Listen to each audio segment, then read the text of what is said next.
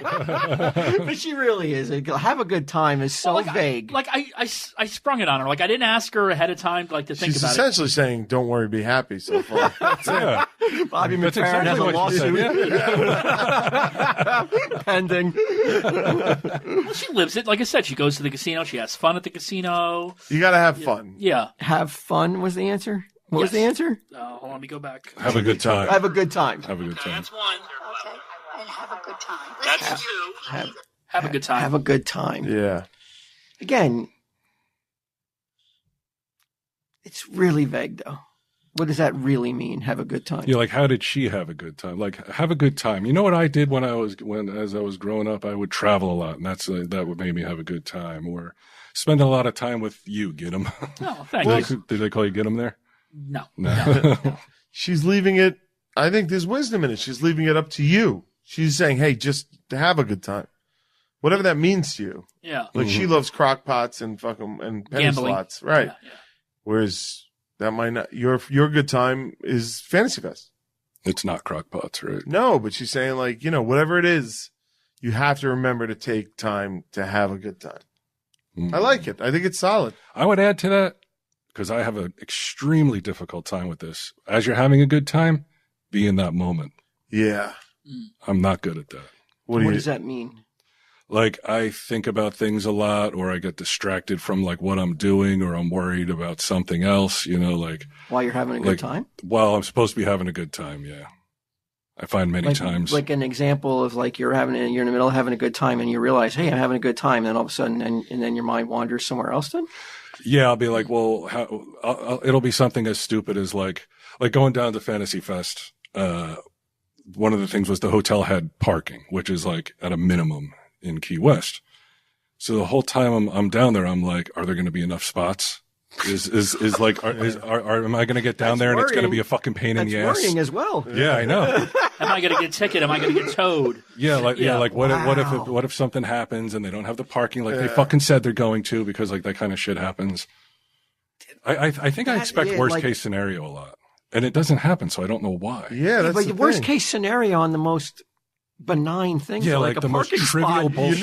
It's a $10 ticket. Yeah, it's trivial. I know. Yeah, like I thought you were like I see a spot on my hand or a spot where it shouldn't be. I'm like that. Dude, that's I worry less that. about that than the parking spot. Yeah, that's weird. Yeah, I know. I would never worry about a parking spot. I'd be like, I'll find a spot. Yeah, I know. That's really I know. strange. That's how I should be. Yeah, but like gotta on break the way down, cycle.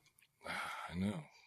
Don't worry about parking. Have a good time. But you've been like that, man. I know we told the story on TSD years ago, but I remember one of the greatest 3-hour conversations was we were headed down to film Jay and Silent Bob Strike Back. Yeah.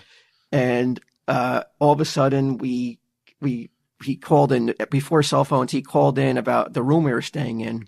Oh, yeah. And for some reason, it made it sound like whatever Bry heard on the other end about the room he was staying in is that we were sharing it with other people. Uh-huh.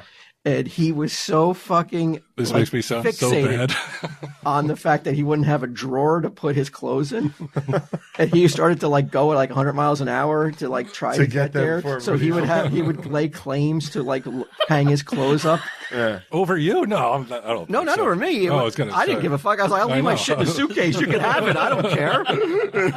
But you were like, oh, I know we're not going to get a bed. I know I'm going to have to sleep on the floor. And it was all these like building it up to levels of preposterous.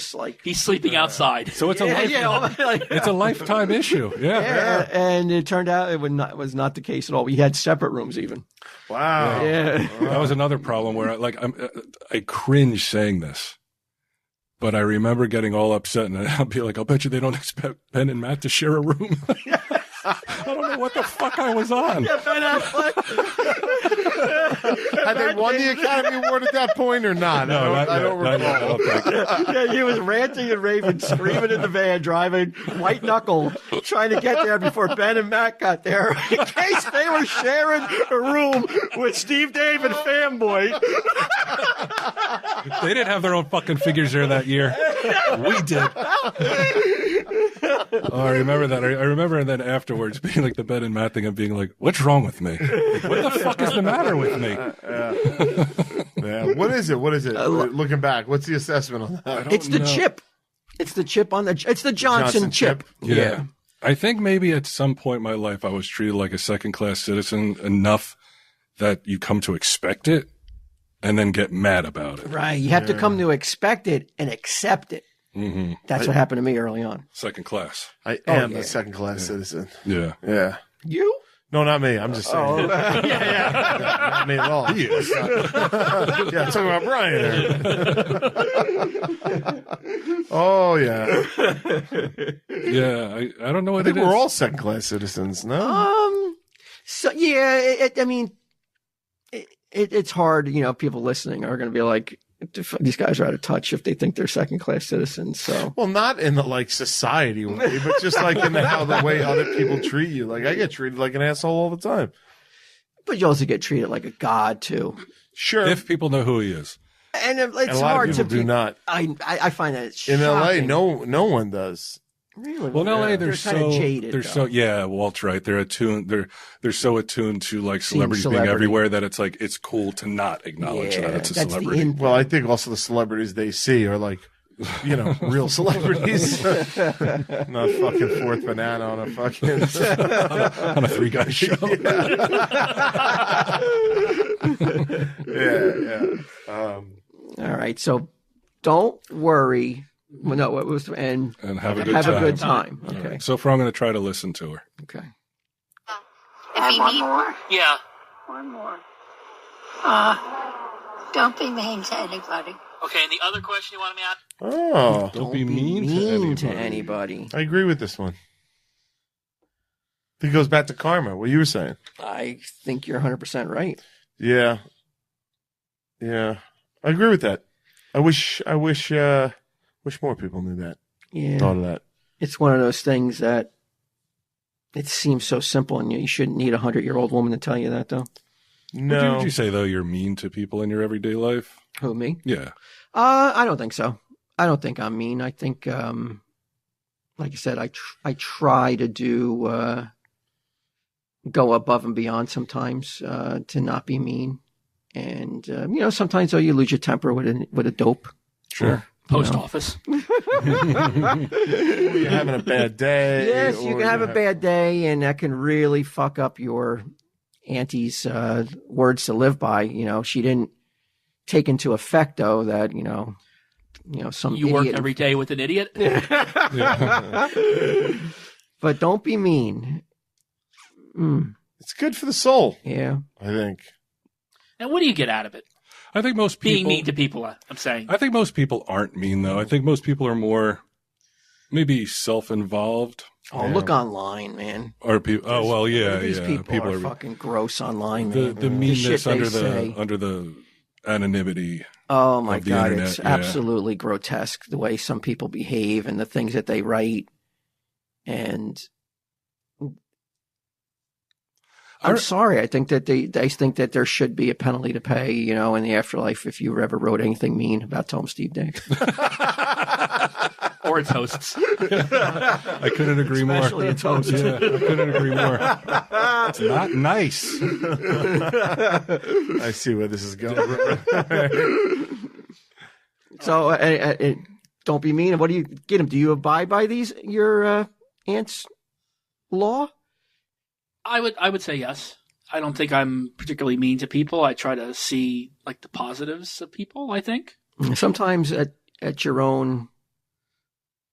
Yes, At his own peril? Yeah. I get called Pollyanna. And Who calls you that? I was going to say, who calls you that reference? Sometimes he says shit that's so outrageous and so ridiculous, and giving people the benefit of the doubt that I want to slap him. Yeah. I want to give him like a Mo slap right across the face, and like honestly spit fucking fly from that fucking those stupid lips as he's telling me that like, oh, this person's not so bad. This is the boss talking about his employee. Right. He wants to smack him in the face. I don't. Sock, you heard that, right? You're HR. You two have such a weird relationship. Yeah. He's spying on his house. He wants to slap him in the mouth. See the spittle fly out. It's so shockingly dumb and so like Like what? What's an example? I don't want to get into it too deep because It'll identify the person. but they're okay. There's this Chinese guy.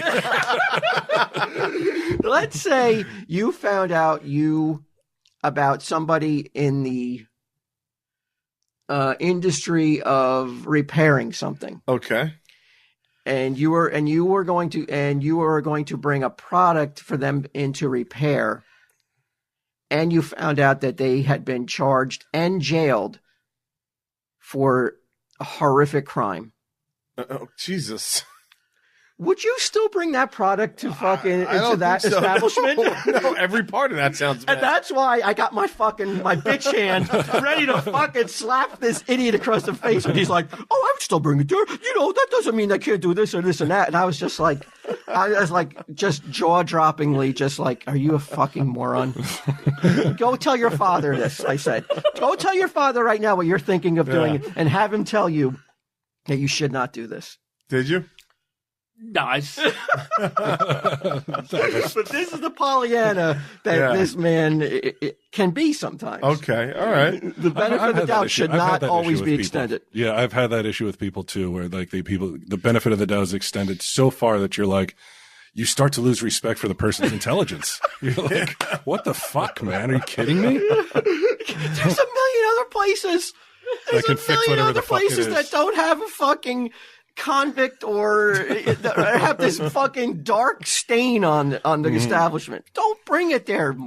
But no, Don't bring it.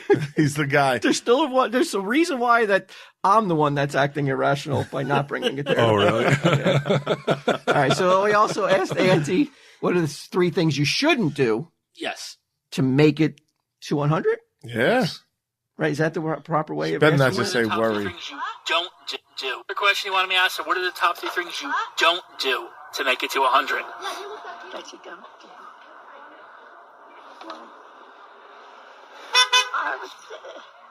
Be a troublemaker. Be a troublemaker. Oh, BQ in your younger days. You That's were what the your younger days rabble-rouser. are for.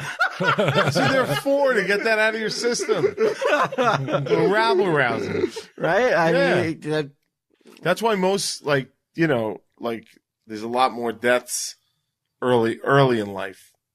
Like men die. are there? Yeah, because Yeah. they're doing stupid shit. Because we feel indestructible. The mortality- As rate. like in compared to women in their 20s, you mean? Yeah, A man's it's more like there's a curve Inclined of to die mortality. young than a woman is. Yeah, once you reach a certain age, you're more likely to continue to old age than you If you are. get out of those If you rabble get out of rouser those days. rabble rouser years, yeah. Yeah. Never was a rabble rouser. I never Yeah. was a troublemaker. I Why? was. I am not a troublemaker, man. I keep my nose down. You like to stir up the pot sometimes. I saw you Where? make some trouble when you were younger too. Yeah. Me? You know, much younger. Yeah. When you had that advisor route, we filled up the plastic bags and with water and You're chucked talking them about at a the paper Asian- boy you don't want to deliver newspapers one Wednesday because he wanted to play pinball Making trouble. or play some touch football and he dumped all his papers in the fucking ditch. Hey man, that's troublemaking.